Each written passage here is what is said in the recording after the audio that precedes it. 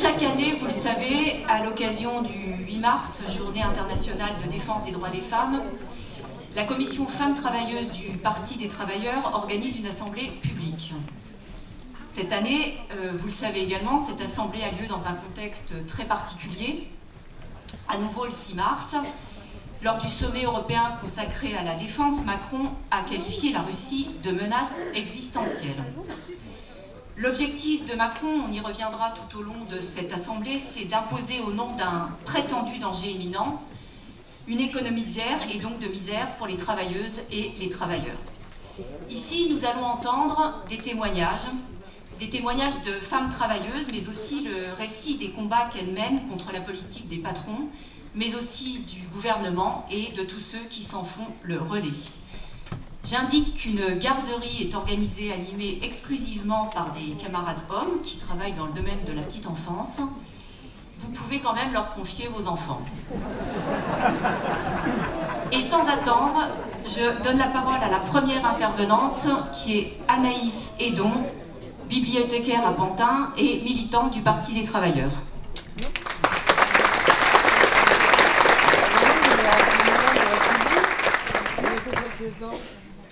Bonjour camarades, donc, je suis maman d'un petit garçon de 4 mois et militante au Parti des Travailleurs.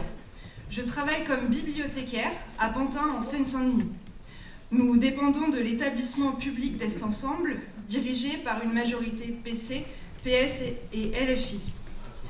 Comme dans beaucoup de métiers de la culture, nous sommes principalement des femmes. Depuis maintenant plus d'1 an, nous avons entamé une bataille avec notre syndicat CGT pour l'augmentation de nos salaires et pour nos conditions de travail.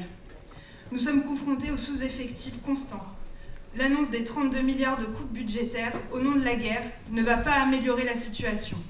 Et nous n'avons aucune illusion sur le fait que la direction d'Est Ensemble appliquera ces coupes. Je vous donne un exemple. Lors d'une visite du directeur général administratif dans notre bibliothèque, ce dernier a fait remarquer qu'il y avait trop de livres. Voilà. Et qu'il ne voyait pas l'intérêt d'avoir des exemplaires en double et surtout qu'il fallait automatiser encore plus les prêts et les retours. C'est vrai que les bibliothécaires, ça ne sert pas à grand-chose. Voilà. D'ailleurs, avant même l'annonce du budget du gouvernement de Bayrou, la direction a demandé aux services de prévoir des baisses de 10%. Cela signifie pour nous le gel des postes en cours de recrutement, alors que nous faisons déjà le travail de 2 ou 3 personnes, mais aussi l'arrêt d'activité ou de services pour la population. Au final, qui va payer ces 32 milliards pour la guerre? Ce sont les agents et bien sûr les habitants. Cette situation, malheureusement, elle est commune à toutes les collectivités territoriales. Je vis à Fontenay-sous-Bois, dans le Val-de-Marne. C'est encore une fois une municipalité majoritairement de gauche, PC, PS et LFI. Et en tant que maman qui doit reprendre le travail, je suis confrontée à la difficulté de trouver un moyen de garde pour mon bébé. À Fontenay, une crèche municipale vient de fermer. Après échange avec l'élu petite enfance, cette dernière m'explique que la prochaine crèche devrait ouvrir d'ici 3 ans. Ça me fait une belle jambe. Enfin, si les budgets le permettent. Or, au même moment, la municipalité annonce dans la lettre mensuelle aux habitants qu'elle va mettre en place, je cite, un budget de combat. Elle explique que la situation la pousse à se questionner sur les modes de fonctionnement et qu'elle va maximiser ses recettes et chercher des économies, ce qui lui permettra de maîtriser ses coûts. Voilà.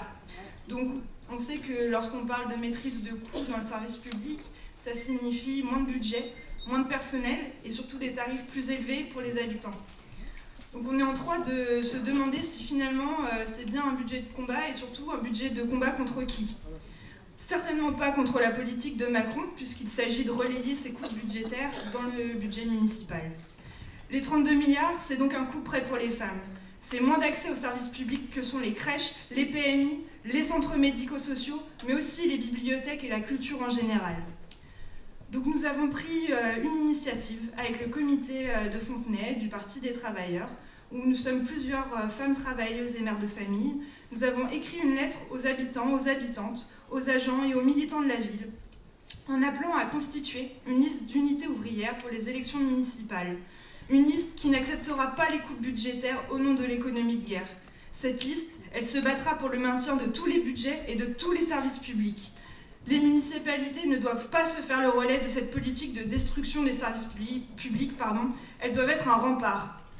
À Fontenay-sous-Bois et comme à Est Ensemble, l'issue ne pourra venir que par la mobilisation dans l'unité sur nos revendications. Le Parti des travailleurs, c'est un parti de femmes travailleuses qui combat contre la guerre et pour un gouvernement qui prendra les mesures d'urgence qu'exige la situation. Aux femmes qui sont présentes aujourd'hui, je dis ce parti est le vôtre, rejoignez-nous.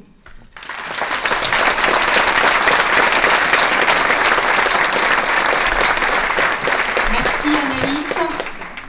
Elle va nous parler du combat des femmes contre le régime des talibans dans son pays. La parole à Arzu Ibrahim Kil, mandatée par le mouvement spontané des femmes afghanes.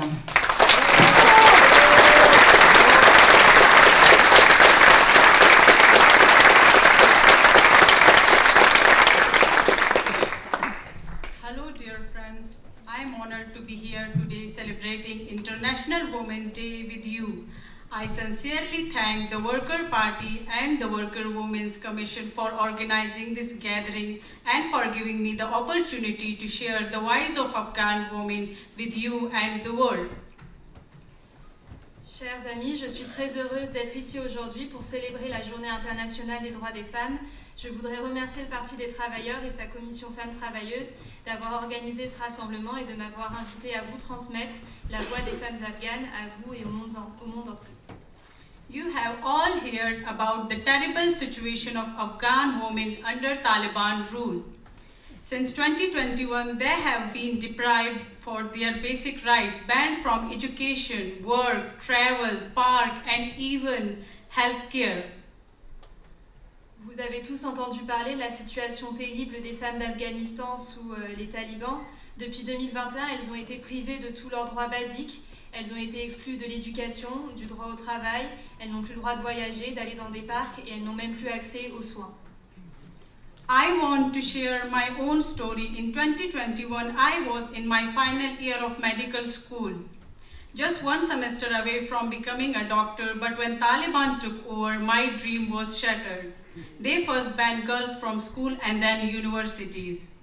Like thousands of others, I was forced to stay home, trapped like a prisoner. Many of my friends suffer from depression because of this injustice. Violence against women and suicide rates have risen sharply under Taliban rule.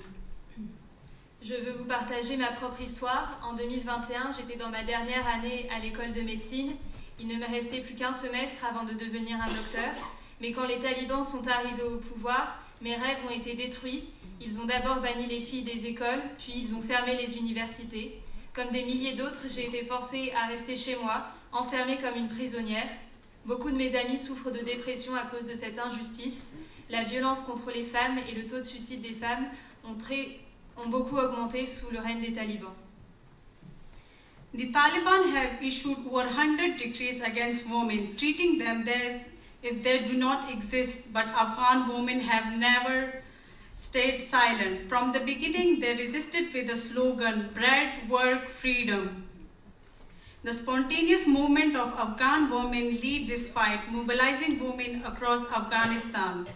Many paid a high price, some were killed, others disappeared, and thousands remain in the Taliban prisons, facing torture and even sexual abuse.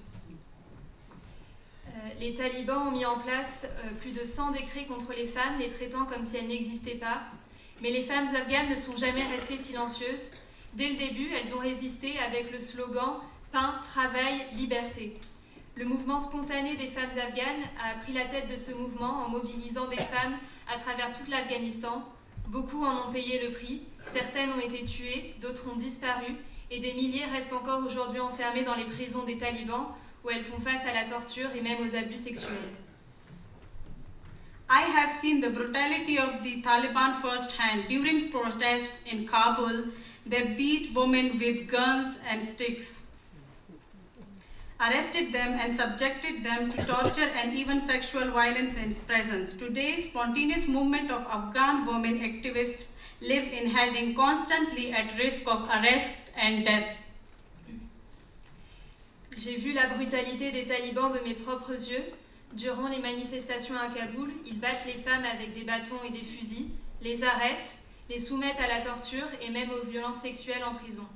Aujourd'hui, les militantes du mouvement spontané des femmes afghanes vivent en se cachant et elles sont en permanence elles risquent en permanence d'être arrêtées ou tuées. Sadly, European governments have not done enough to help. While they refuse to recognize the Taliban, they still engage with them diplomatically and send them millions of dollars is so-called humanitarian aid. This must stop. Malheureusement, les gouvernements européens ne font rien pour aider, alors qu'ils refusent certes de reconnaître les talibans, mais ils continuent d'échanger avec eux de manière diplomatique et ils envoient des millions d'euros sous prétexte et sous couvert d'aide humanitaire. Cela doit s'arrêter. But despite government inaction, the people of France have shown true solidarity. In 2022, French women formed the International Committee for the Defense of Afghan Women, standing with us in our struggle. Your support gives Afghan women hope and strength to continue fighting for our rights. Mais malgré l'inaction du gouvernement, les travailleurs et les travailleuses en France ont montré leur solidarité. En 2022, des travailleuses ont formé le Comité international de défense des femmes afghanes, se tenant à nos côtés pour notre lutte. Votre soutien aux femmes afghanes leur ont donné de l'espoir et la force de continuer leur combat pour leurs droits. We ask you, human rights defenders, activists, and all people of conscience, to continue standing with us. Do not forget the women of Afghanistan. Aux défenseurs des droits humains, aux militants, à tous, nous vous demandons de continuer à vous tenir à nos côtés. N'oubliez pas les femmes afghanes.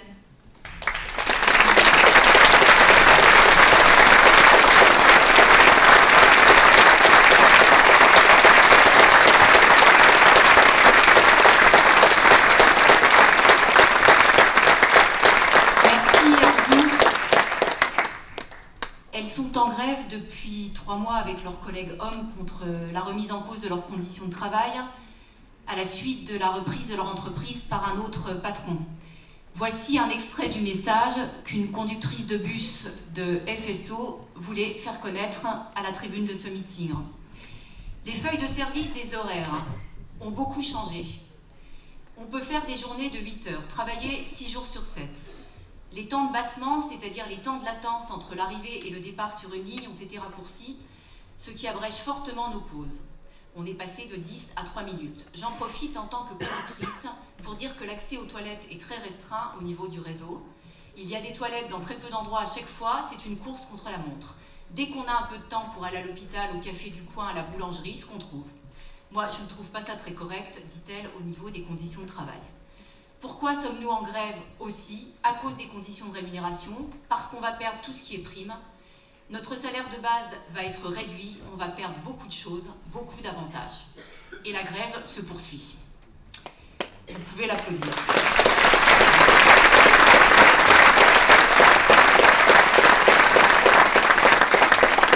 Et je donne la parole à Edia Gazdala et Karine Franck, qui travaillent en cuisine dans les restaurants du CSE d'Aéroport de Paris.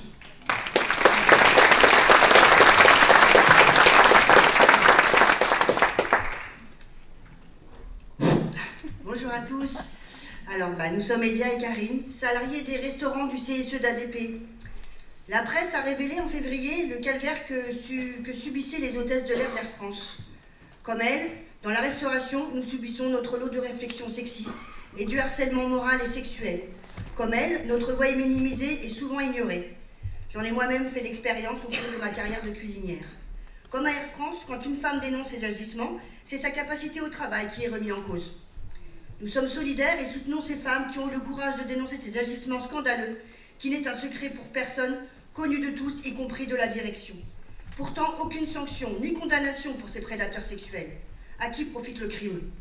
Avant tout au patronat, car en ne mettant pas sur un plan d'égalité les hommes et les femmes, une division se crée. Seule l'unité et la solidarité entre travailleuses et travailleurs pourra combattre ces agissements et renforcer les mobilisations pour faire entendre nos revendications. Je laisse la parole à Edia, déléguée syndicale FO du comité d'entreprise Aéroport de Paris.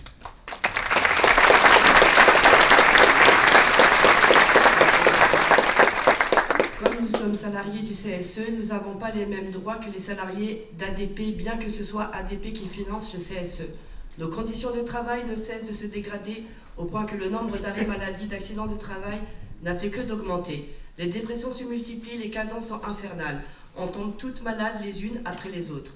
Alors ça fait un bout de temps qu'on discute entre nous pour faire une grève. Et puis au mois de janvier, un matin à Orly, aucun collègue n'avait mis sa tenue de travail. Personne. Ce jour-là, il y avait une réunion du CSE, qui est donc notre employeur. On voulait monter pour demander des embauches et bénéficier du statut d'ADP. On était une vingtaine, alors on est parti chercher les collègues du restaurant voisin. Quand on est arrivé, on a dit aux collègues, on en a marre, on monte, venez avec nous.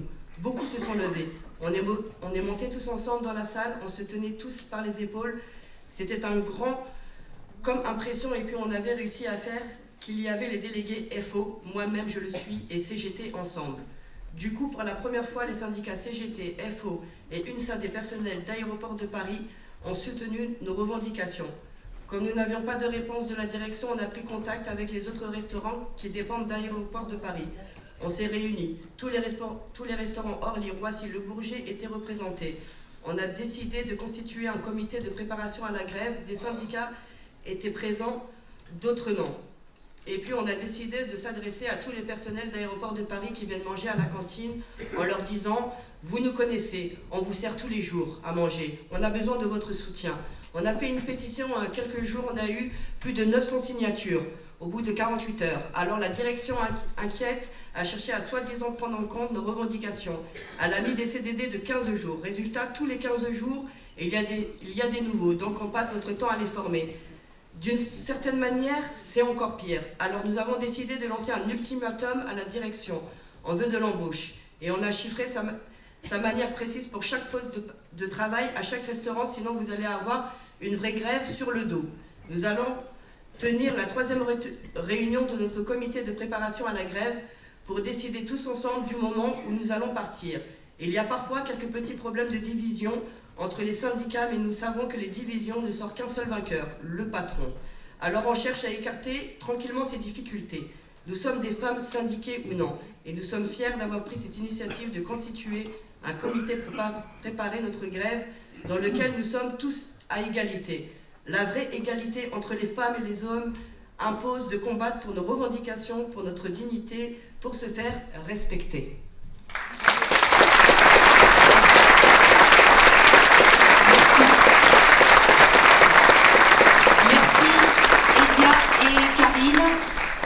S'il est bien un secteur qui est frappé par la politique du gouvernement, c'est celui de la jeunesse. La parole à Pearl, étudiante à Paris 8.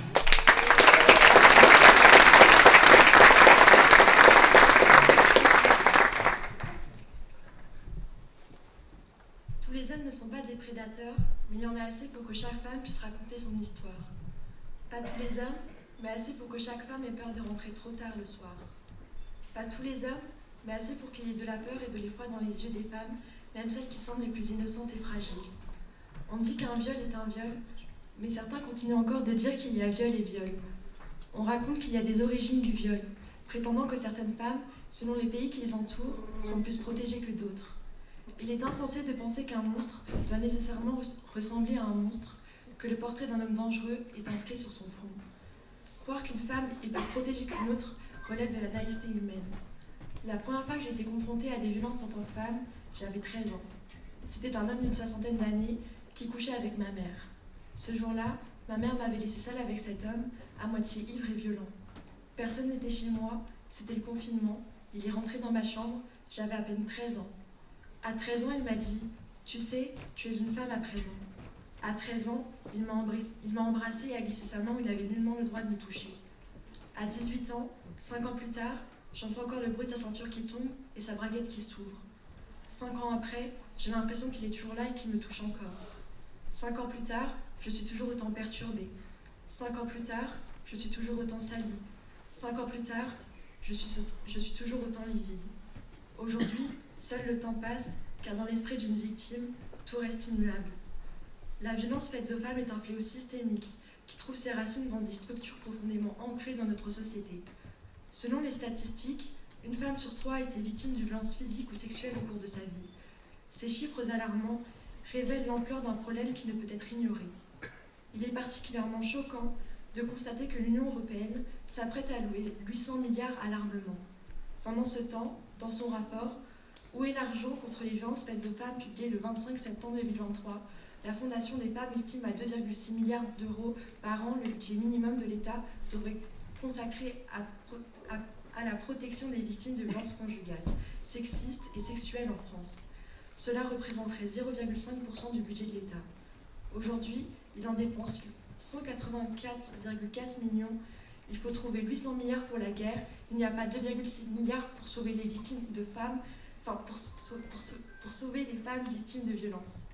Ces sommes pourraient transformer des vies, offrir des refuges, des soins psychologiques et des ressources pour aider ces femmes à se reconstruire. Mais dans la logique de leur politique de guerre, Macron et Bayrou préfèrent allouer ces sommes aux armes de la guerre. Cette politique de guerre touche aussi une possibilité d'étudier dans mon université, à Paris 8, donc Saint-Denis, les coupes budgétaires demandées par Macron impliqueront la fermeture de filières entières. C'est contre cette politique de guerre que la jeunesse se mobilise aujourd'hui, dans les universités, en se réunissant en assemblée générale, en définissant nos revendications, en allant les chercher. C'est pour exiger qu'aucune coupe ne soit faite dans nos facs et nos lycées que nous manifestons à l'appel des organisations dans l'unité le 11 mars prochain.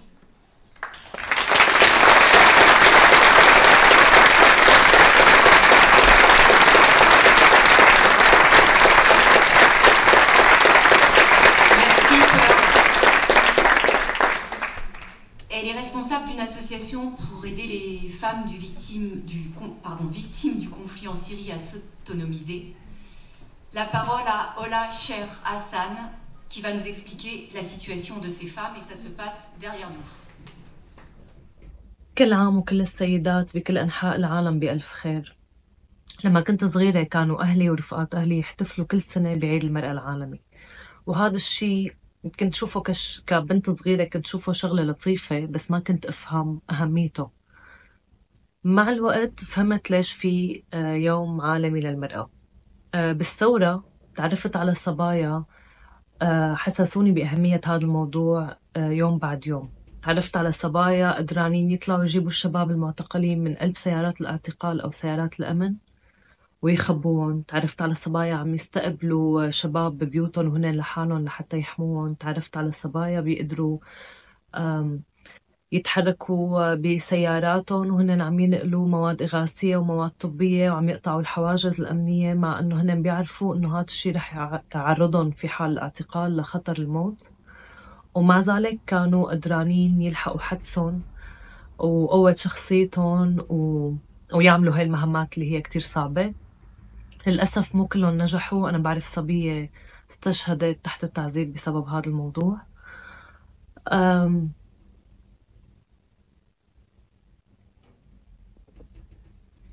هدول الصبايا أنا تعرفت عليهم بشكل شخصي بالشام، بريف الشام والغوطة وبحمص، وشفتهم بكل الفيديوهات وحكوا لي عنهم الرفقات وعملوا شبكة كبيرة من العلاقات. بعدين هدول الصبايا في منهم كتير هن كان عندهم حربين وكان عندهم نضالين، نضال ضد المجتمع لحتى يقدروا ياخدوا الدور اللي هن شايفين انه هن بيستحقوه، والصراع الحقيقي الكبير السوري الواسع يلي هو مع النظام الدكتاتوري. هذا الشيء خلى مهمتهم تكون أصعب، بس خلانا نشوف قديش عن جد هن أقوى. مع الوقت قدروا بطريقة كتير ساحرة إنه هن ياخدوا الدور اللي هن لازم ياخدوه. قدروا يكونوا فاعلات كتير وياخدوا الدور المدني يلي سوريا كتير كانت بحاجته بكل تفاصيله. للأسف كتير منهم تعرضوا للاعتقال. الاعتقال هو هو يمكن أسوأ الأشياء اللي ممكن تصير مع حدا سوري، بس عند المرأة في له تفاصيل معينة كمان بتزيد من صعوبته. الظروف الحياتية اليومية بالمعتقل، السيدات اللي اعتقلوا مع أطفالهم، في منهم ضلوا معهم أطفالهم بالسجن، وفي منهم طوعوهم وقضوا كتير وقت لحتى قدروا يرجعوا يلتقوا فيهم مرة تانية. في منهم للأسف تعرضوا للاغتصاب والحمل وجابوا أولاد بالسجن. في حالات كان كتير من الصعب على الصبية يلي طالعة من السجن إنه كمان حتى المجتمع يدعمها ويتقبلها بهذا الظرف اللي هي مرقت فيه. الوضع الثاني اللي كتير سيء للسيدات كان هو النزوح. الشعب السوري بالعموم أولويته بالحياة إنه هو يكون عنده بيت، وحقيقة أغلب العالم اللي عندها بيت هي بس عندها هذا البيت. فالناس اللي فقدت بيتها كان كتير صعب عليها. كتير من السيدات السوريات لقوا حالهم حرفيا بالشارع مع أولادهم، غالبا فاقدين الاتصال مع أزواجهم أو ما قدرانين يكونوا معهم، وما عندهم أي مقومات حياة، ما عندهم تدفئة، ما عندهم أكل، وما عندهم ثياب، وما عندهم ولا شيء. مضطرين يبلشوا من تحت الصفر، وهذا الشيء عرضهم لكتير من أشكال الابتزاز للأسف من الأشخاص اللي كان ممكن إنه هن يساعدوهم. جزء تاني من أجزاء الابتزاز اللي تعرضت له السيدات بسوريا هو أثناء البحث عن المفقودين. للأسف الشديد أغلب الشباب والرجال هن ما عندهم الجرأة أنهم يدوروا على الأشخاص المعتقلين من عيالهم، لأنه كان ممكن يتعرضوا للاعتقال بسبب من أنه هن عم يسألوا على حدا معتقل. فالسيدات هن كانوا ياخدوا هذا الدور، بس بالعموم كانوا يتعرضوا لأسوأ أنواع الابتزاز لحتى ياخدوا معلومة عن هدول الأشخاص اللي عم يدوروا عنهم. من هون في كتير سيدات عاشوا بغياب تام مبهم لأزواجهم، وهذا الشيء بيعمل مشاكل حياتية يومية، طبعا اقتصادية، أسئلة الأولاد اليومية عن أبوهم وهي ما عندها إجابات، علاقتها مع المجتمع كامرأة وحيدة، علاقتها مع الزوج يعني مع أهل زوجها أو مع أهلها، وكمان بنفس الشكل حاجاتها الاجتماعية وحاجاتها العاطفية ومشاكل القانونية يلي إلها علاقة بالورثة أو إلها علاقة بمسؤوليتها عن الأولاد بشكل قانوني. هذا الشيء كان كمان تجربة كتير صعبة مرقت فيه أعداد هائلة من النساء السوريات. في منهم عرفوا أخبار عن أزواجهم للأسف تباعا، وفي ناس ما عرفوا أخبار لوقت ما سقط النظام، ففقدوا الأمل. فالفرحة العارمة اللي كانت محيطة فيهم بكل المجتمع هي كانت عم تتحول ليأس وحزن بقلب بيوتهم الصغيرة بينهم وبين أولادهم، لأنه هن هلأ عرفوا أنه ما رح يرجعوا هدول المعتقلين. واضطرت الأم أنها تخبر أولادها أنه هي هلأ صارت متأكدة أنه أبوهم ما رح يرجع. وبالرغم من كل شيء مرقت فيه المرأة السورية، هي هلأ عندها عزيمة وإصرار لاستعادة مكانها بالفضاء العام.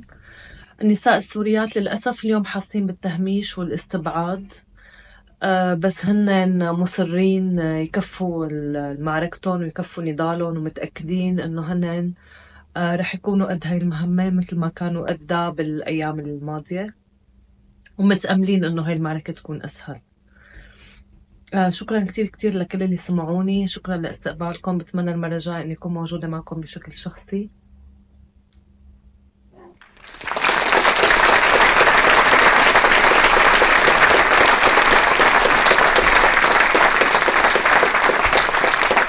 Merci. Je précise que Ola aurait dû être parmi nous, mais elle n'a pas obtenu son visa en temps et en heure. Le conseil départemental de Seine-Saint-Denis, de gauche, là aussi, a décidé de fermer 3 crèches, alors que plus de 1000 parents qui ont fait la demande n'ont pas de place en crèche. Le comité départemental du Parti des travailleurs de Seine-Saint-Denis a engagé une campagne de plusieurs mois. Près de 3500 signatures ont été recueillies dans tout le département. Et nous avons été reçus, non sans mal, par la secrétaire générale responsable du service de la petite enfance. En substance, on nous a répondu « on ferme car on n'a pas assez de personnel, mais ce n'est pas notre faute, c'est celle du gouvernement, car c'est lui qui fixe le salaire des auxiliaires de puériculture ». Alors, voici ce qu'en pense Christelle Guiton, qui est auxiliaire de puériculture en Seine-Saint-Denis et qui a rédigé ce message avec des collègues. Je vais en lire un extrait. En mai 2023, le service des crèches a annoncé la fermeture de 3 crèches départementales, Aubervilliers, Stein et Romainville, pour soi-disant manque de personnel. Le 13 juin, il y a eu une grève organisée par une intersyndicale avec la CGT, FSU, FO et Sud, avec une assemblée des personnels. Sur 49 crèches, 24 étaient fermées complètement ou partiellement. Beaucoup de personnel étaient en grève. Elle ajoute Troussel, qui est le président du conseil départemental, Parti socialiste. Troussel décide de fermer les crèches et de ne pas rouvrir à la rentrée. Il refuse de recevoir une délégation ce jour-là. Il a fallu le réinterpeller à plusieurs reprises pour qu'elle soit enfin reçue le 7 octobre dernier, avec des agents, les syndicats, mais sans les parents. Il a osé déclarer « Nous avons fait une campagne de recrutement exceptionnelle de 68 agents recrutés pour 72 départs ». Et elle ajoute, Troussel dit « Pourquoi faire autant de bruit sur ces fermetures alors que nous avons trouvé des solutions de garde pour tous les parents ?» Troussel se moque de savoir si les crèches sont publiques ou privées. Il renvoie la balle vers l'État sans prendre ses responsabilités, alors qu'il devrait normalement défendre les crèches départementales.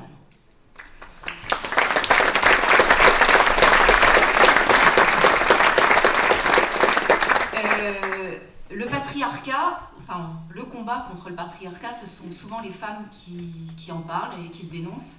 Et aujourd'hui, ce sera Paul, étudiant à Nanterre.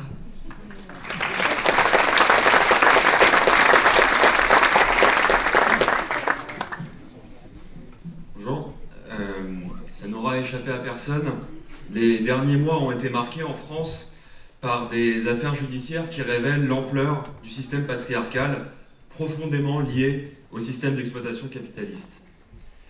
Ça s'est vu notamment au travers du procès des viols de Mazan.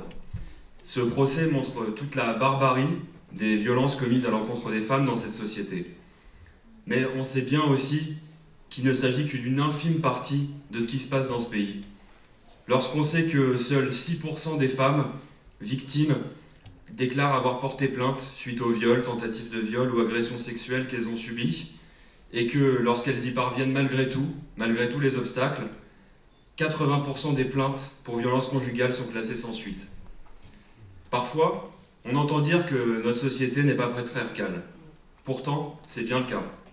Cette violence, elle est possible parce que les femmes sont largement considérées dans notre société comme les propriétés des hommes. Et là est la marque du patriarcat. Alors une question centrale se pose, comment abattre le patriarcat ? Et je voudrais ici partager la conviction du militant révolutionnaire que je suis.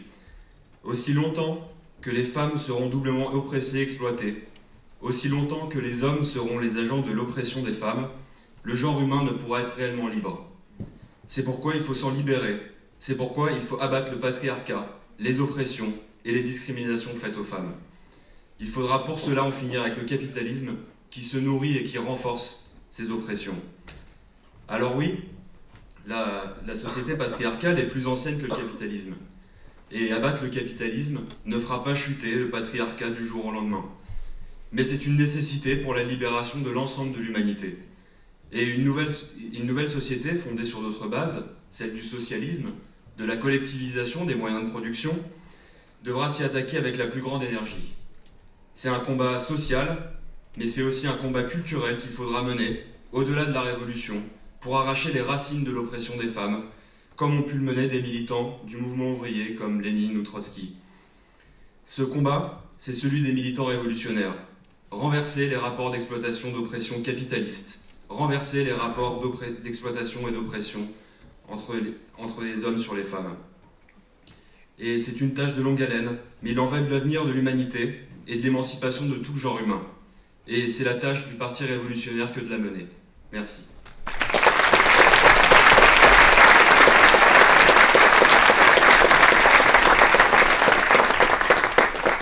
Merci Paul. La parole à Zahra Saïd, qui est journaliste palestinienne, et c'est aussi derrière vous. Enfin, derrière moi plutôt.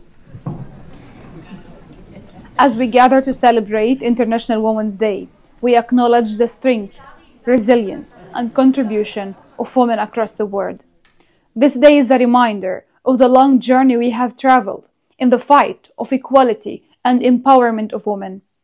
But it is also a day to reflect on the struggles that many women continue to face, struggles that are often invisible and overlooked. One of the most depressing struggles is that of Palestinian women, who live under one of the most prolonged and harsh occupations in modern history. Palestinian women endure not only daily hardships of occupation, but also the specific challenges that come with being a woman in a context of political and military oppression. Their resilience, their courage, and their determination to survive and fight for their rights are nothing short of remarkable. For over 7 decades, the Palestinian people have lived under occupation, and throughout this time, Palestinian women have stood at the forefront of the resistance. They have been mothers, daughters, sisters, and activists, constantly fighting for their families and their rights. Yet, their voices are often marginalized and their struggles are minimized on the global stage. The impact of the Israeli occupation on Palestinian women is multifaceted. It is not only a political struggle, but also one that is deeply personal and emotional. Every day, Palestinian women face systematic violence, displacement, and violations of their basic human rights. The occupation restricts their movement, often with military checkpoints, roadblocks, and the separation wall, making it difficult for them to access healthcare, education, and employment opportunities. Women in Palestine also face the constant threat of violence, and conflict has resulted in widespread trauma, particularly for women who are more vulnerable to violence, both at home and in the broader society. According to human rights organizations, many Palestinian women have experienced physical and sexual violence, both by the Israeli military and by settlers groups. The militarization of their society creates an environment where women's bodies are often targets of aggression, not only in the context of conflict, but also within the structures of occupation.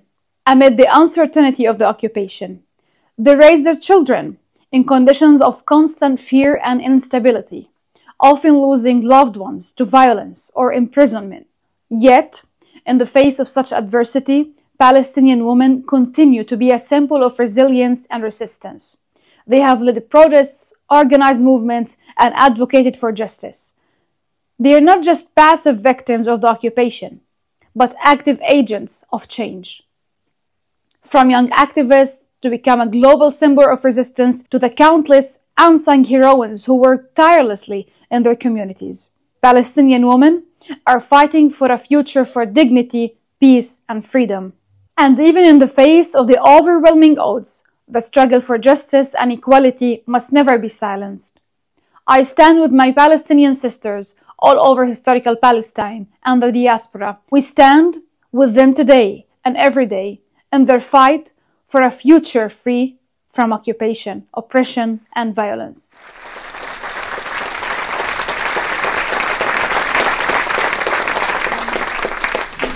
Merci Zara. Elles sont mal payées, elles n'ont pas de statut, elles sont pourtant indispensables. La parole à Elfie Carniel, accompagnante d'élèves en situation de handicap dans le Val-de-Marne.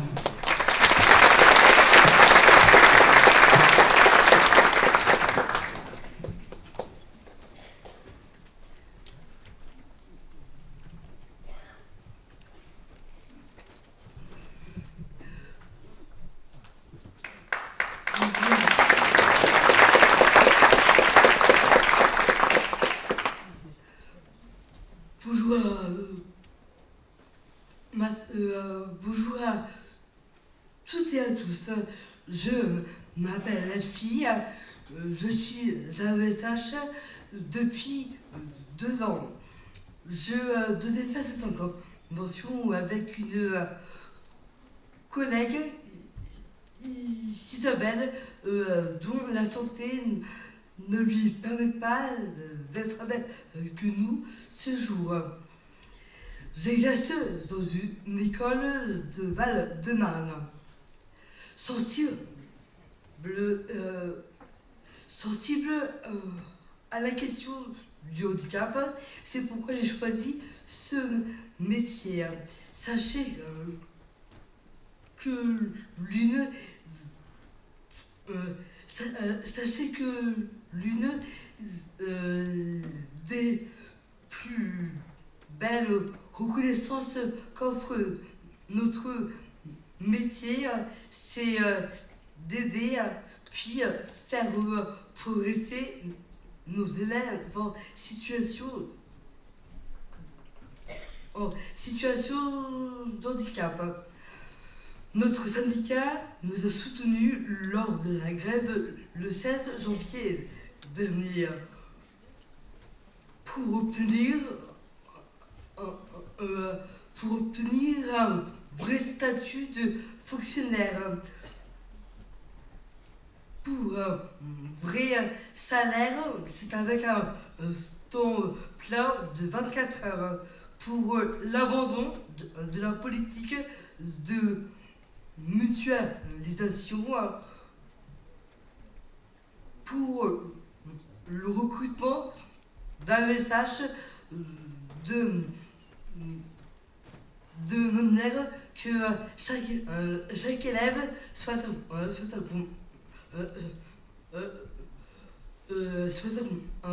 accompagné convenablement pour bénéficier d'une réelle formation. En effet, nos conditions de travail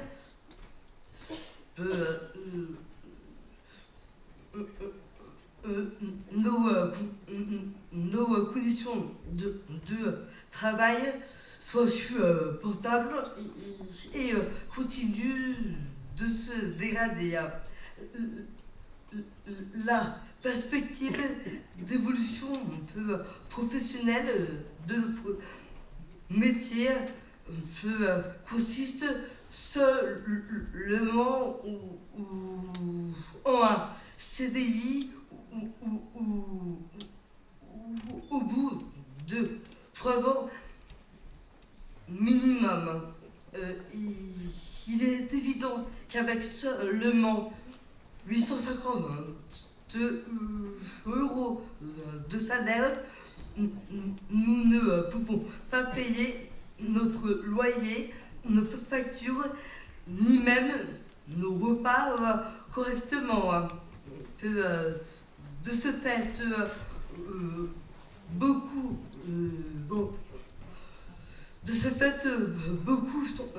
d'entre nous cumulent plusieurs emplois surveillants, périscolaires, faire des babysitting, voire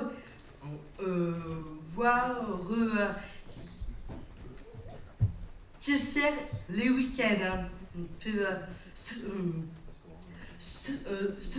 Ceci s'explique par des temps partiels imposés. Nous travaillons 62% d'un 35 heures, ce qui représente 62% d'un SMIC. Le ministère refuse que nous exerçons cet un temps complet. De plus, la politique de mutualisation des moyens nous force à accompagner de plus en plus d'élèves. C'est avec de moins en moins d'heures à lui consacrer. Certains élèves bénéficient de 2 heures d'accompagnement par semaine. C'est alors qu'ils auraient besoin de nettement plus. Cela signifie aussi qu'il faut accompagner jusqu'à 6 voire plus d'élèves sur notre semaine, et ce n'est pas forcément dans notre école de rattachement, sans oublier que nous devons guider plusieurs élèves d'une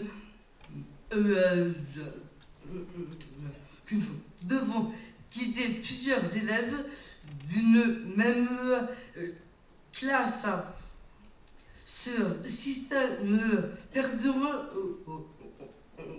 rend inefficace les apprentissages de nos élèves. Par conséquent, leur droit de bénéficier d'une aide humaine n'est pas respecté. Certains élèves que nous sommes amenés à accompagner sont extrêmement difficiles, voire présentent de graves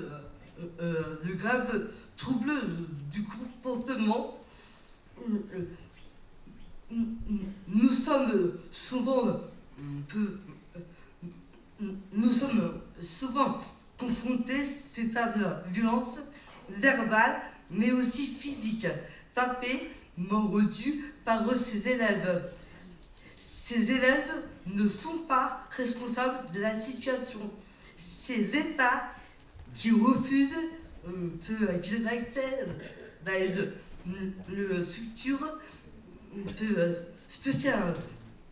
spécialisée, un peu comme un IME qui est un institut médico-éducatif pour recevoir les soins nécessaires. Par conséquent, il se retrouve dans des classes banales et tout le monde, l'élève, l'AESH, l'enseignant, les parents sont en souffrance. Les élèves accompagnés présentent des troubles autistiques de l'attention, c'est avec des handicaps moteurs et bien plus encore. Nous n'avons pas de formation. Quant aux 60 heures de formation qui est normalement, c'est avant chaque prise de poste selon la loi, n'est pas respectée. Nous faisons de notre mieux, nous tâtonnons, nous essayons, nous apprenons sur le tas. Aujourd'hui, le ministère reste sourd, c'est à nos revendications. Nous avons discuté lors des dernières réunions intersyndicales. Nous avons commencé, c'est à nous organiser pour préparer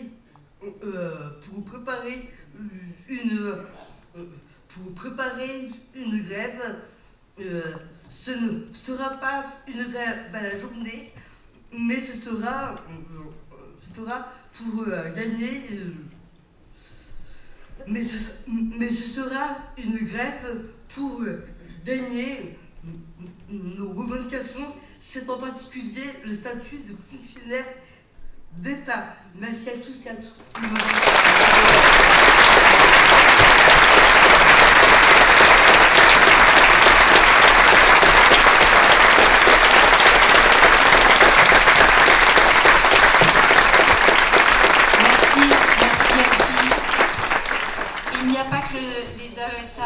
Que le gouvernement maltraite, c'est aussi le cas des parents et des enseignants. C'est ce que Marie Orville, professeure des écoles à Paris et syndicaliste, va nous expliquer.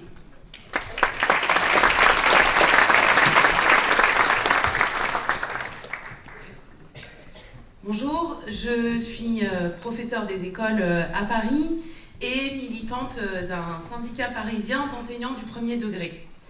Je voulais revenir aujourd'hui sur différentes attaques contre les enseignants parisiens, mais surtout sur la mobilisation historique suite à l'annonce de ces attaques. À Paris, dans le cadre de ce qui s'appelle la carte scolaire, ce sont 206 fermetures de classes qui interviennent après les 190 de l'an dernier. On se demande jusqu'où ils vont aller. Car ces fermetures de classes ont des conséquences. On ne permet pas aux élèves d'apprendre de la même manière quand ils sont 22 par classe ou quand ils sont 25, voire pire, 30. On ne peut pas s'occuper des élèves en difficulté de la même manière quand ils sont 30. On ne peut pas s'occuper des élèves en situation de handicap qui, de surcroît, n'ont bien souvent pas l'AESH auquel ils ont droit, comme Elfie vient de l'expliquer. Ces mesures de fermeture de classe sont une remise en cause des conditions d'apprentissage de nos élèves, de nos enfants. Et que dire de ces conditions quand on sait qu'à Paris, ce sont plus de 200 classes non remplacées par jour, avec répartition des élèves dans les autres classes, alourdissant encore les effectifs. Je voudrais rappeler que lors du projet de loi de finances 2025, discuté en décembre 2024, le gouvernement prévoyait 4000 suppressions de postes d'enseignants pour la rentrée 2025. Le projet de loi de finances n'a pas été adopté suite à la motion de censure qui a été votée. Le nouveau gouvernement a voulu faire croire qu'il, je cite, « sanctuarisait le budget de l'éducation nationale ». Mais qu'en est-il dans les faits ? Ce sont 670 suppressions de postes qui sont actées dans le premier degré au plan national, dont 110 à Paris. Sanctuarisation, vraiment ? Ces 110 suppressions de postes entraînent 206 fermetures de classes à Paris, avec les conséquences dramatiques que j'ai expliquées. S'ajoute à cela la remise en cause des décharges de direction parisiennes. Les directeurs parisiens sont complètement déchargés de classes à partir de 5 classes, au lieu de 12 au plan national. Ce système est aujourd'hui remis en cause à Paris pour 52 premières écoles, alors qu'il permet, entre autres, aux parents d'élèves d'avoir un interlocuteur disponible toute la semaine.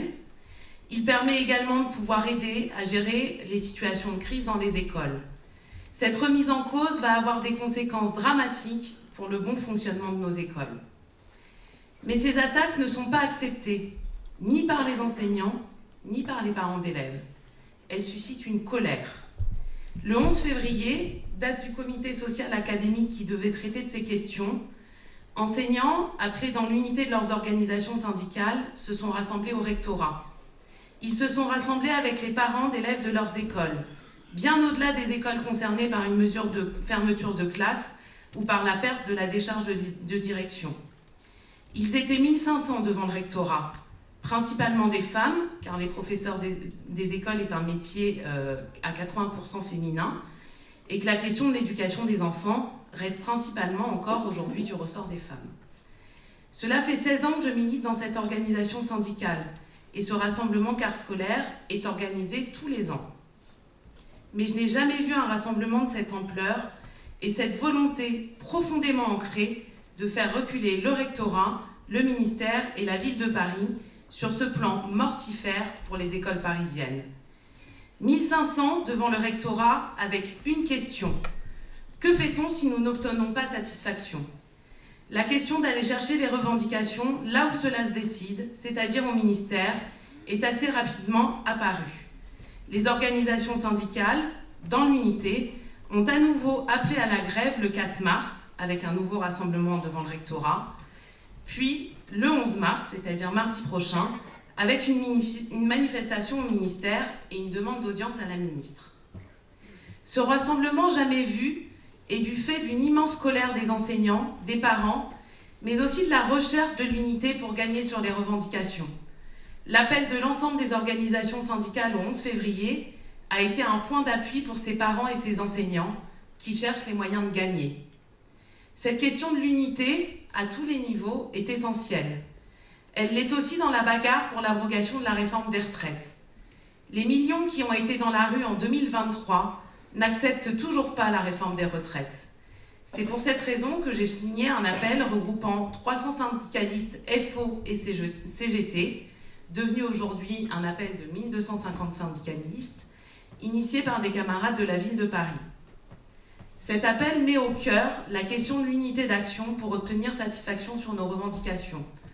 Je vous en cite 2 passages. Nous n'avons aucune illusion sur les intentions du gouvernement Bayrou. Il poursuit toujours le même objectif, remettre en cause les droits des travailleurs. C'est pour cela qu'il organise son conclave, afin que les représentants des syndicats de travailleurs participent eux-mêmes à rédiger le texte d'une contre-réforme remettant en cause nos droits. Un peu plus loin, le texte dit « L'unité des travailleurs et des confédérations syndicales, l'unité dans l'appel à la mobilisation, à la grève et à la manifestation, est la voie qui permettra d'imposer le maintien de nos retraites, qu'aucun déficit ne menace, et plus généralement, la satisfaction de toutes nos revendications, salaire, emploi, sécurité sociale. » Je pense vraiment que cette question est essentielle. Nous ne pouvons pas les laisser détruire l'école et de manière plus générale les services publics au nom d'une dette qui n'est pas la nôtre, ni au nom de la guerre.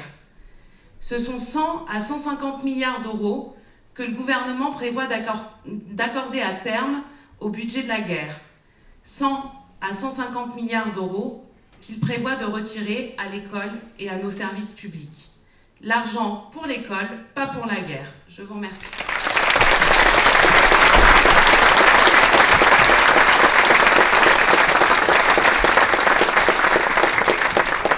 Merci Marie. La parole à Sarah Walker, qui est militante syndicale aux États-Unis, et ce sera derrière nous. Happy International Women's Day, comrades. My name is Sarah. I'm a trade union activist from New York. I'd like to salute the women from Palestine, Ukraine, Afghanistan, and Russia who currently suffer under U.S. imperialism, and I look forward to meeting you at the emergency meeting in a couple weeks. I just wanted to say that the new Trump and Musk administration in the U.S. is clearly a threat to the health and safety of the women of the working class. Abortion is illegal in 12 states and severely restricted in 7 others, and it's very likely that the Trump administration will act to restrict abortion access further. Also, as one of his first acts as president, Trump pardoned a bunch of violent anti-abortion protesters who were illegally threatening patients who were entering an abortion clinic, which the Justice Department has basically said it will stop prosecuting these kinds of illegal, violent threats against patients at abortion clinics. Also, Trump has already started preventing hospitals from providing gender-affirming care. This is an escalating attack on our transgender sisters. It's a restriction of their access to necessary health care under the guise of protecting women.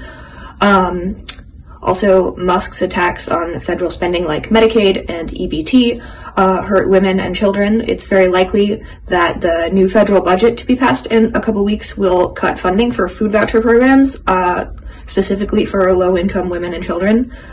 And while all of this is going on, what is the Democratic Party doing? They are sending fundraising emails. So as a trade union activist, I believe that neither party is on the side of the working class, and that the working class movement and working class organizations need to separate themselves from the Democratic Party and establish a truly independent workers' party. I look forward to seeing many of you at the conference in a couple of weeks.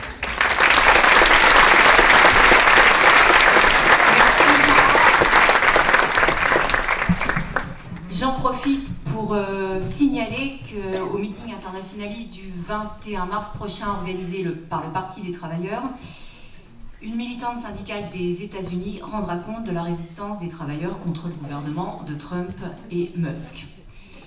Alors, elle a bien galéré avant de nous rencontrer. La parole à Aurélie Pelletier, chauffeur routière poids lourd.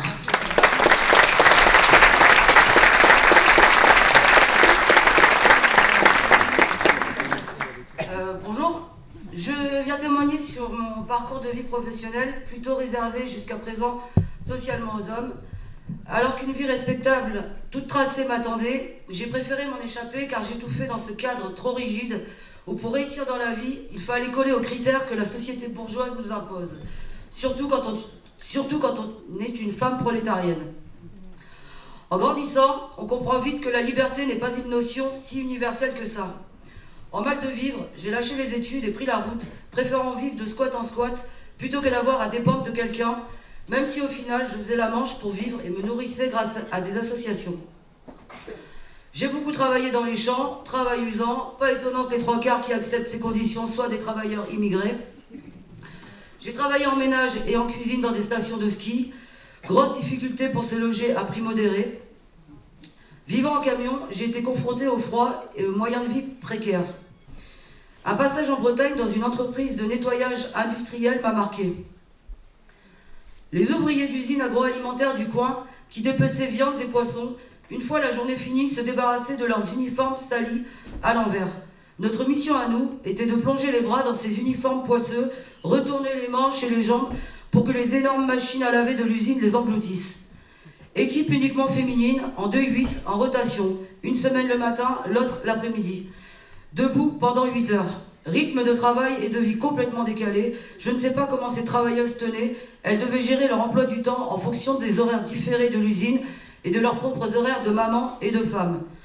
Au début de la mission, ce geste répétitif, non habituel pour le corps humain, m'a provoqué une tendinite de poignet. J'ai refusé de m'arrêter lors de ma visite du médecin du travail par manque d'argent et parce que je devais de toute urgence garder un travail après avoir choisi une formation de mécanique automobile. J'ai été confrontée à certaines idées reçues qu'une formation en mécanique auto n'est pas adaptée aux femmes. Une dame de la mission locale, censée aider les jeunes à se réinsérer par le travail, a tenté de m'en dissuader. C'est moqué de moi. Vous devriez faire une formation de coiffure plutôt que mécanique. J'avais déjà les dreadlocks. Je savais pourtant que c'était la voie que j'avais choisie. Plusieurs fois aussi, j'ai été accueillie en mode « Pour un stage, madame, le bureau de la secrétaire est là-bas. » Ah non, je suis là pour bosser la tête et les mains dans le cambouis. J'ai dû aussi décliner des œuvres chevaleresques pour changer des roues ou autre travail physique. Avec l'expérience, j'ai appris qu'un simple levier bien placé peut facilement remplacer tous les muscles du monde.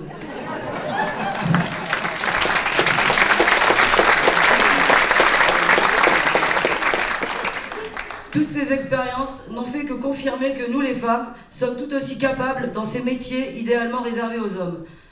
Aujourd'hui, je travaille en tant que chauffeur-livreuse poids lourd dans une entreprise où j'ai signé mon premier CDI.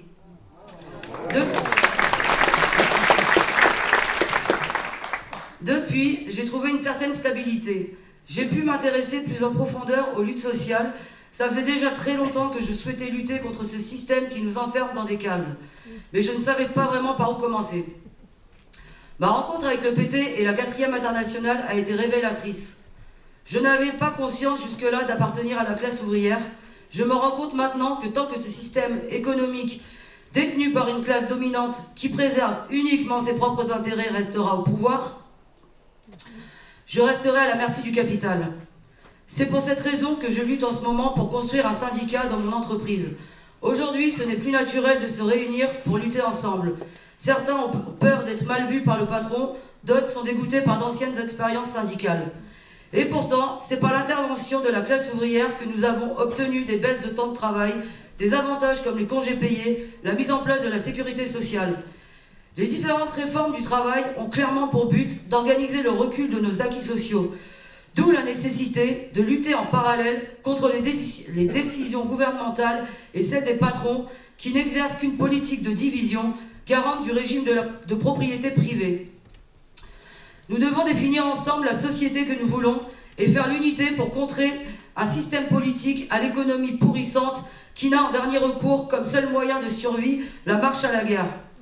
La guerre, objet de division des peuples et de profits colossaux immédiats. Qu'on soit femme ou homme, travailleur ou chômeur, français ou immigré, nous devons reprendre possession de nos outils, des syndicats, des bourses du travail et de nos partis ouvriers. Satisfaction de nos revendications immédiates et unité de tous les travailleurs ici et au plan international.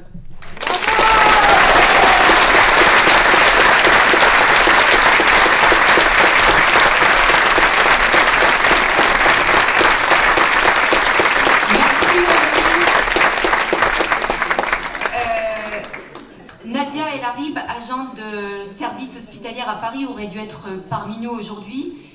Elle souffre d'une maladie invalidante et je vais donc lire des extraits de l'intervention qu'elle aurait dû faire.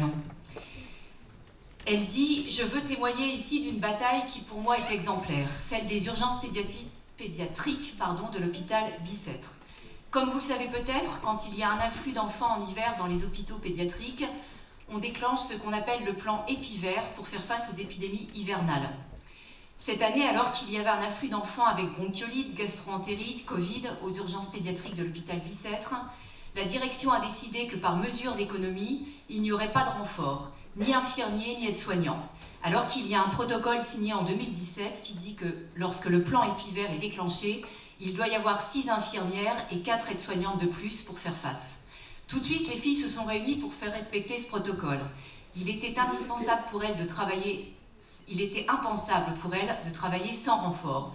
Tout le monde ici sait qu'un enfant déshydraté, un enfant qui convulse, un bébé qui étouffe avec la bronchiolite, cela peut très vite tourner au désastre si on ne le prend pas très vite en charge. Comme la direction ne voulait rien entendre, les collègues se sont réunis et se sont rapprochés du syndicat Force ouvrière de l'hôpital qui était co-signataire du protocole. Elles ont elles-mêmes désigné entre elles des collègues qui représenteraient l'équipe en lien avec le syndicat. La bataille a duré 15 jours. Le syndicat FO de la PHP et l'Union départementale FO ont aidé la section locale. Au bout de 15 jours, la direction a fini par céder.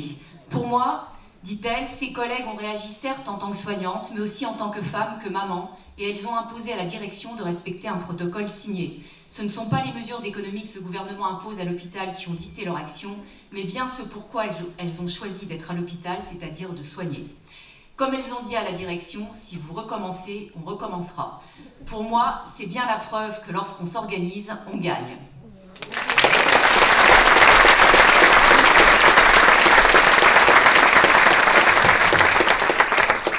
C'est au tour de Lisa Smirnova, militante socialiste russe contre la guerre.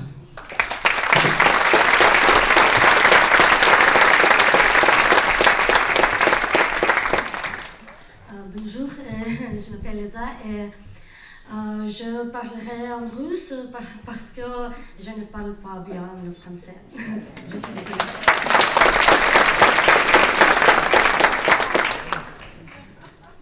Сегодня мы собрались с вами, чтобы поговорить о правах женщин. Aujourd'hui, nous sommes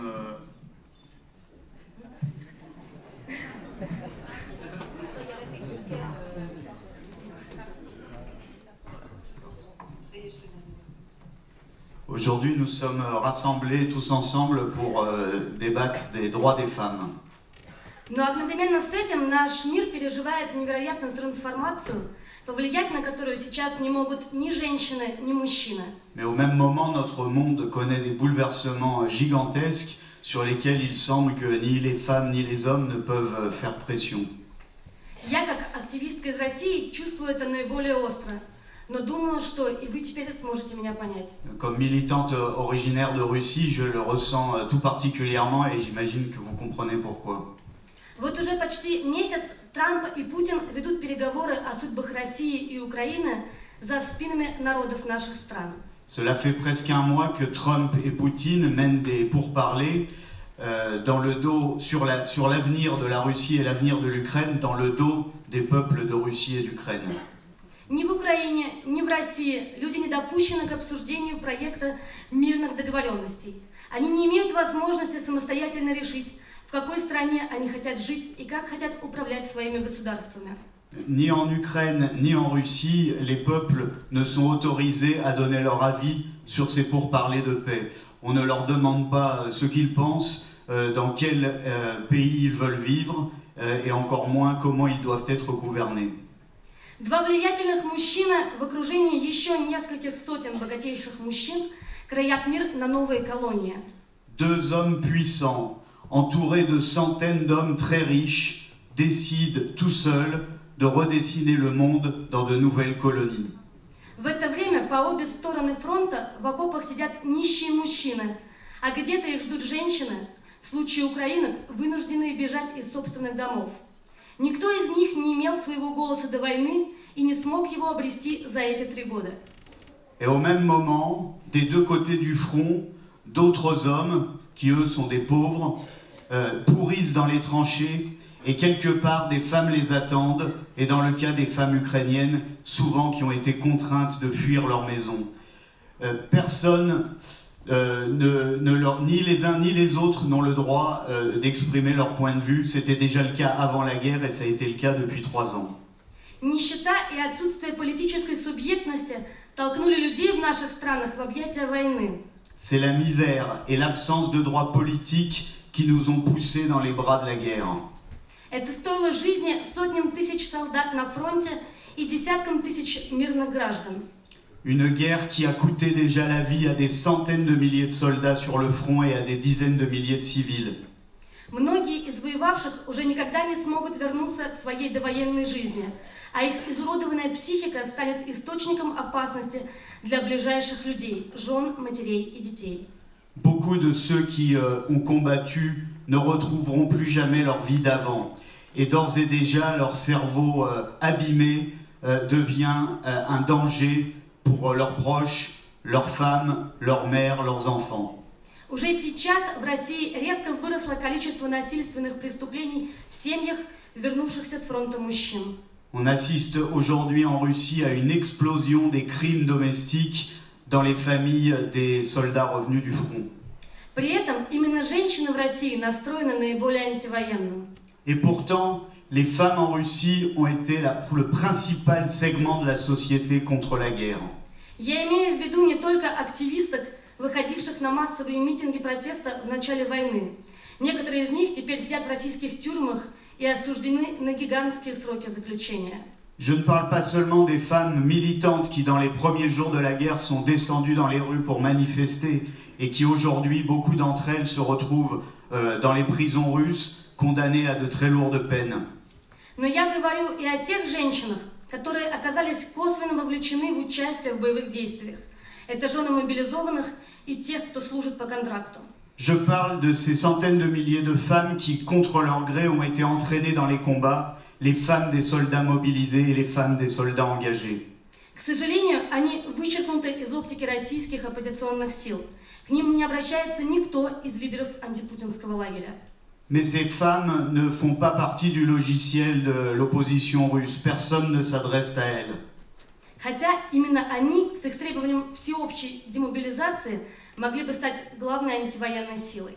Et pourtant, ces femmes qui se sont battues avec comme mot d'ordre le retour de tous les soldats à la maison, la démobilisation, aurait pu être la principale force de lutte contre la guerre. В прошлом году выступления жен мобилизованных с требованием отпустить домой всех мобилизованных стали главной угрозой внутренней стабильности путинского режима.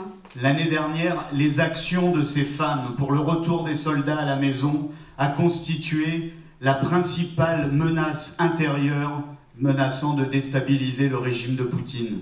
Именно поэтому их объединения подверглись жесткому прессингу со стороны силовых структур. Et c'est pourquoi leurs associations, leurs regroupements ont été la cible des pires pressions de la part des services de sécurité. Мужей тех, кто осмеливался потребовать демобилизации, пытали на фронте военные командиры, а затем отправляли на смертельные боевые задания, откуда они уже не возвращались. Sur le front, les maris de celles qui se mobilisaient pour le retour des soldats à la maison ont souvent été passés à tabac par les officiers et ensuite envoyés dans des combats dont ils ne sont jamais revenus. Проблема в том, что и до войны женщины из наиболее бедных слоев населения не были включены в риторику антиправительственных движений. Le problème vient du fait que, déjà avant la guerre, l'immense majorité des femmes des couches les plus pauvres ne faisaient pas partie des préoccupations des représentants des groupes se disant combattre contre le gouvernement. Говоря о женщинах, эти движения чаще всего фокусировались на проблемах культуры и идентичности, игнорируя главный фактор, который заставлял большинство российских женщин молчать и быть лояльными путинскому режиму. Quand ils parlent des femmes, ces mouvements, la plupart du temps, se concentrent sur des questions culturelles ou sur des questions d'identité de genre et ne parlent pas du facteur principal qui fait qu'aujourd'hui, la plupart de ces femmes se taisent ou restent même loyales au régime de Poutine. Это колоссальное экономическое неравенство. Именно отсутствие ответа на ключевой вопрос о преодолении неравенства не давало большинству женщин вовлекаться в политику. Ce problème central, c'est les inégalités sociales et économiques colossales. Et en refusant de répondre à cette question clé, on interdit à ces femmes de pouvoir s'engager dans la lutte politique. Они не видели своих представителей среди хорошо образованных женщин среднего класса из крупных городов. Они не видели своей повестки в радикальных феминистских акциях. Ces femmes de Russie ne se sentent pas représentées par ces femmes des couches sociales moyennes, bien éduquées des grandes villes. Elles ne voient pas leurs aspirations s'exprimer dans les actions féministes radicales. И не находили альтернативы в программах, утверждавших большие свободы для бизнеса и лишь иногда вскользь упоминавшие необходимость социальной справедливости. Elles ne voient pas une alternative dans les programmes politiques qui revendiquent d'abord plus de liberté pour les entreprises et qui éventuellement donnent un coup de chapeau à l'exigence de plus de justice sociale.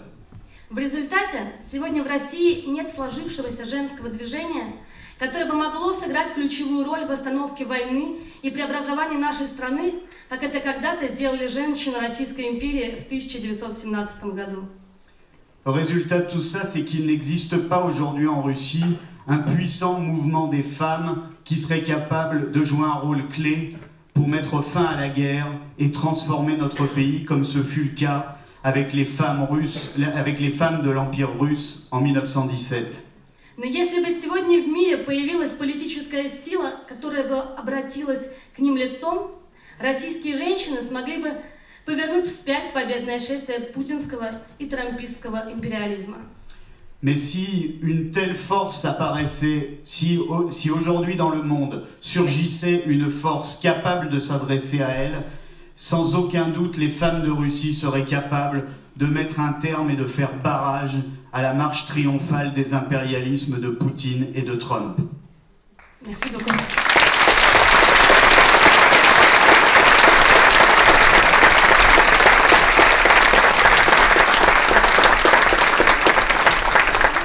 Merci. Et pour conclure ce meeting, je donne la parole à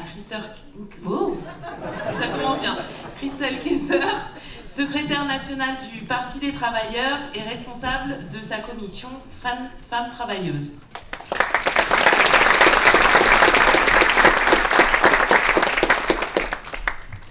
Qu'est-ce que la guerre, camarades? Alors, il y a la technicienne son. Là, c'est bon? Ouais, je crois. Qu'est-ce que la guerre, camarades, dont ont parlé les travailleuses et militantes qui m'ont précédé, sinon le produit du système d'exploitation capitaliste? Qu'est-ce que la guerre, sinon un outil de destruction massive au service d'un système qui, pour se maintenir, n'hésite pas à envoyer à la boucherie des centaines de milliers de jeunes et de moins jeunes? D'autres avant nous l'ont expliqué, en particulier la communiste allemande Rosa Luxemburg. En décembre 1914, Karl Liebknecht est le seul député à voter contre les crédits de guerre au Parlement allemand. Le groupe social-démocrate auquel il appartient s'est rallié à la thèse de la patrie en danger. Une thèse selon laquelle tous les ouvriers allemands doivent soutenir leur gouvernement pour défendre la patrie menacée. En 1915, alors que les pertes humaines sont déjà considérables, Rosa Luxemburg, qui fondera en 1918 avec Liebknecht le Parti communiste d'Allemagne, dénonce, je la cite, « le cri rauque des vautours et des hyènes sur le champ de bataille ». À propos des soldats enrôlés dans l'armée allemande au début de la Première Guerre mondiale, elle écrit « La chair à canon, embarquée en août et septembre, toute gorgée de patriotisme, pourrit en Belgique, dans les Vosges en Mazurie, dans les champs de cadavres d'où le profit sort de terre en abondance. Il s'agit de vite engranger cette récolte, dit-elle, par-dessus l'océan, se tendent des milliers de mains avides de rafler leur part. » Elle parle ici de la concurrence qui s'accroît sans cesse entre les capitalistes pour accaparer de nouveaux marchés et de nouvelles ressources.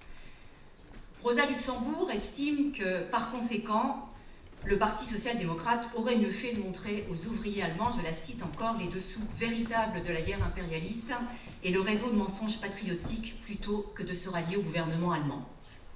Évidemment, la situation actuelle n'est pas celle de 1914, mais quand même. Plutôt que de voter depuis 3 ans au Parlement européen, à 32 reprises, des résolutions qui, je cite, augmentent les dépenses militaires ou pour poursuivre et intensifier les livraisons d'armes, les députés français de gauche ne feraient-ils pas mieux d'éclairer les travailleuses et les travailleurs en France sur le vrai contenu de la politique de leur gouvernement? Ne ferait-il pas mieux d'expliquer qu'il s'agit d'une politique de guerre à l'extérieur et à l'intérieur et que les deux aspects de cette politique sont intimement liés? Depuis des mois, nous, au Parti des travailleurs, nous affirmons que la guerre entre l'Ukraine et la Russie est une guerre pour le profit et le pillage impérialiste, une guerre dont le seul objectif est le partage des zones d'influence entre les capitalistes. Et maintenant, pas un jour sans une nouvelle annonce de Trump, on pourrait dire une nouvelle folie, certainement, mais au service d'une cause, celle de l'impérialisme le plus puissant, celle d'America First. Le 1er mars, Trump met en scène l'humiliation de Zelensky autour de la signature d'un accord de pillage de l'Ukraine. Un accord qui exige que l'Ukraine verse aux États-Unis 50% des revenus de son gaz, de son charbon, de son pétrole, rien que ça. Quant à Poutine, il peut ainsi prétendre à sa quote-part. Et c'est vrai qu'il s'agit de parvenir à une quasi-colonie américaine sur 80% du territoire de l'Ukraine, les 20% restants étant annexés par la Russie. Alors comme Zelensky résiste un peu, le 2 mars, Trump suspend l'aide militaire à l'Ukraine. Immédiatement, de nombreux commentateurs dénoncent un renoncement à défendre la liberté de l'Ukraine. La liberté de l'Ukraine.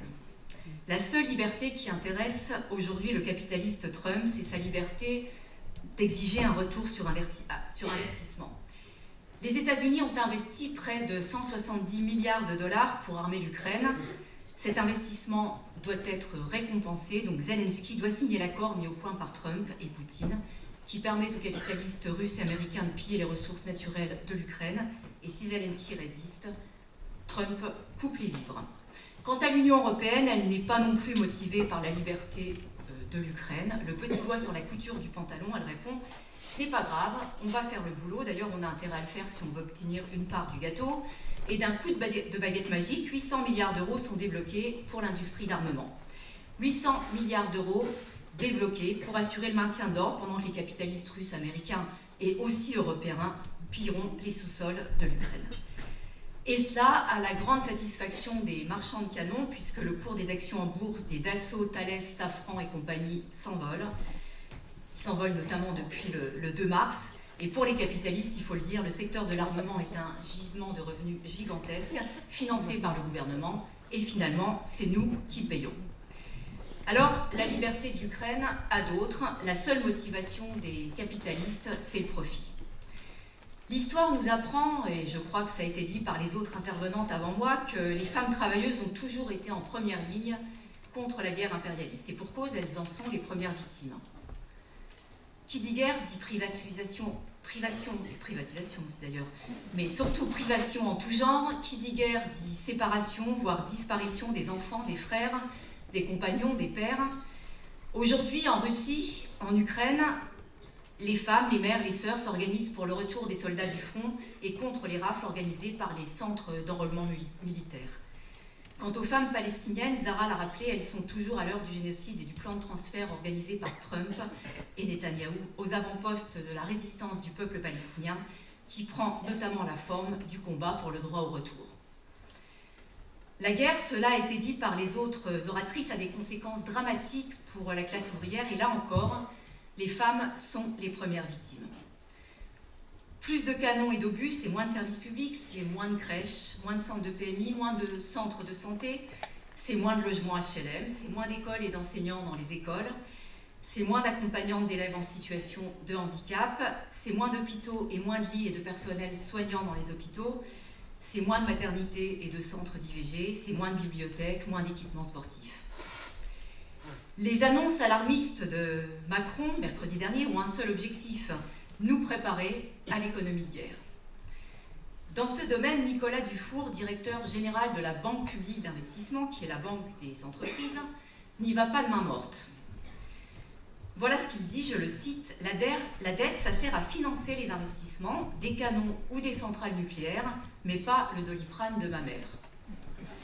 Alors, il estime que le principal frein à la compétitivité française, c'est le système de protection sociale dont il faut se débarrasser, car voyez-vous, sur 1 000 € de dépenses publiques, 464 sont consacrés à la santé et aux retraites.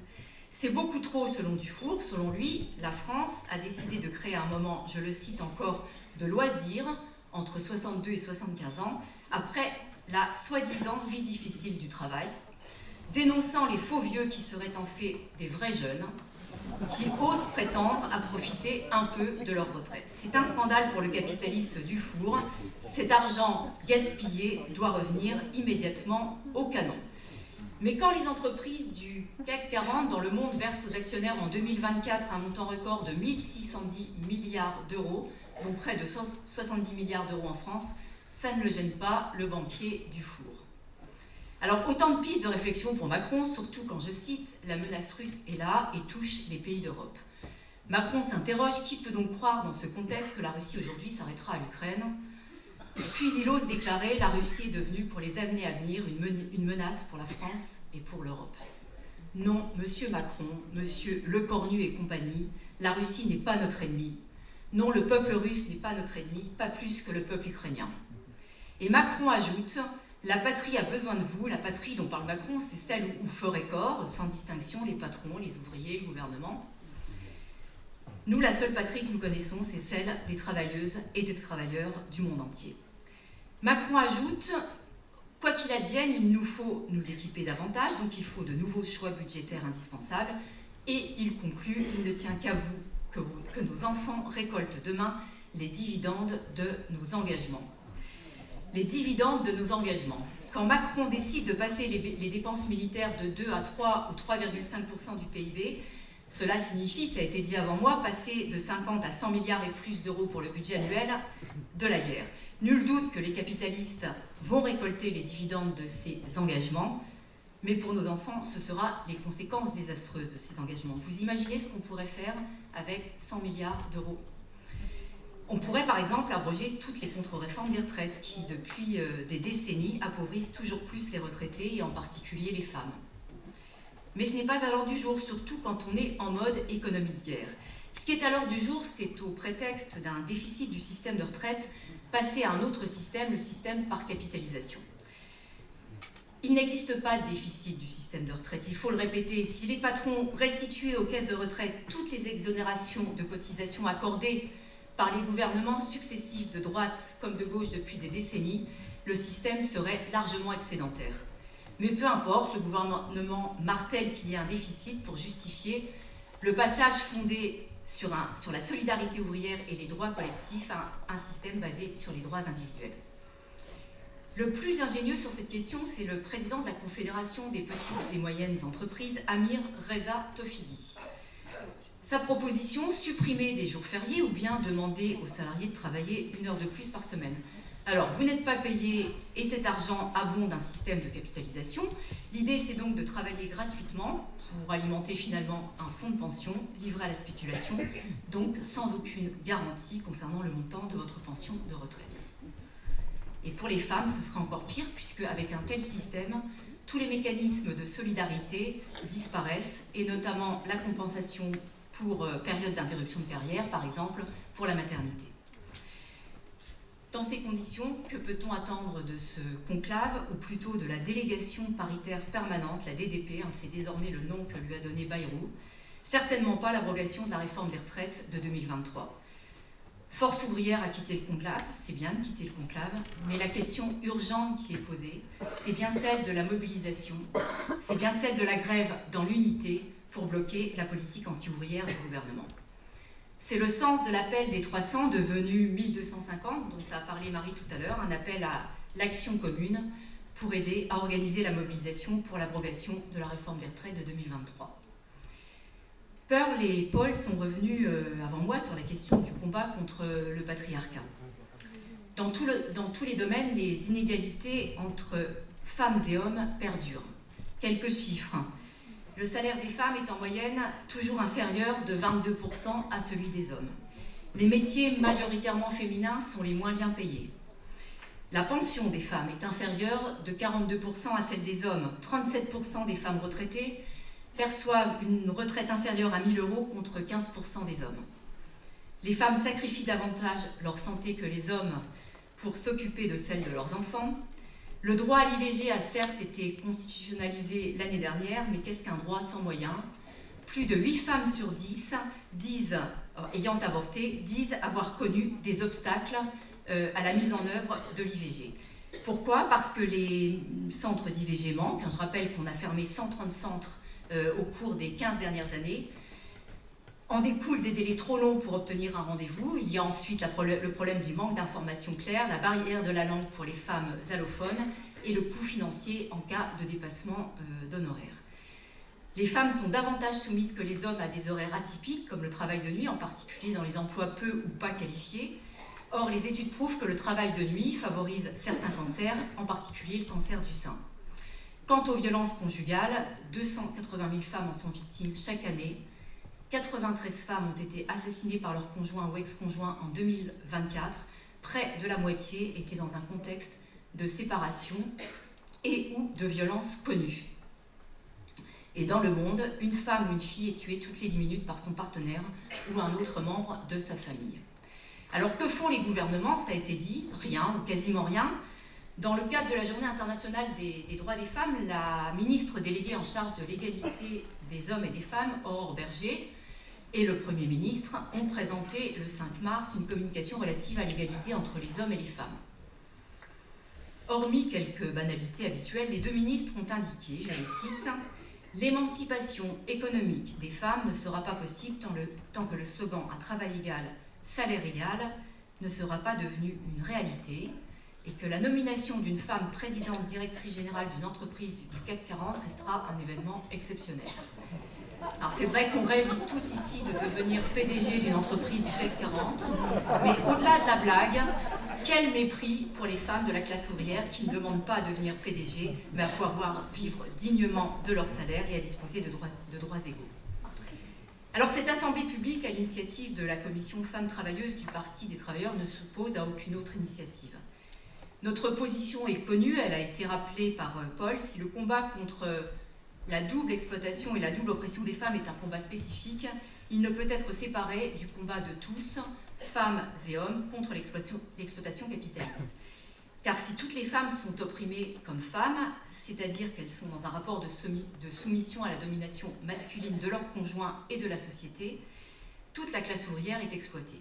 Mais s'agissant des femmes travailleuses, la double oppression se double de l'exploitation capitaliste au travail et à la maison. Par conséquent, le combat pour l'émancipation des femmes, le combat pour leurs revendications spécifiques, pour le droit à l'avortement, contre les violences conjugales ou encore pour l'égalité de salaire, doit être placé dans le cadre du combat d'ensemble de la classe ouvrière pour en finir avec le système de la propriété privée des moyens de production, avec le système capitaliste.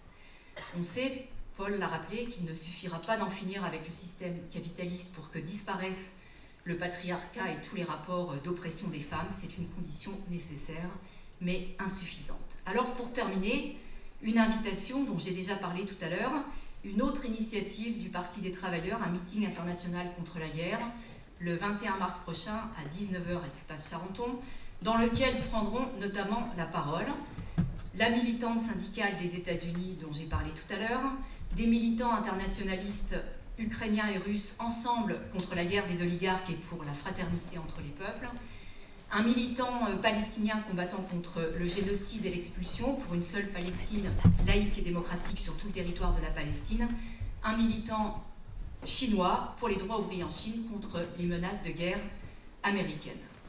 Vive les femmes travailleuses, vive la classe ouvrière, à bas la guerre, à bas l'exploitation, rejoignez le Parti des Travailleurs.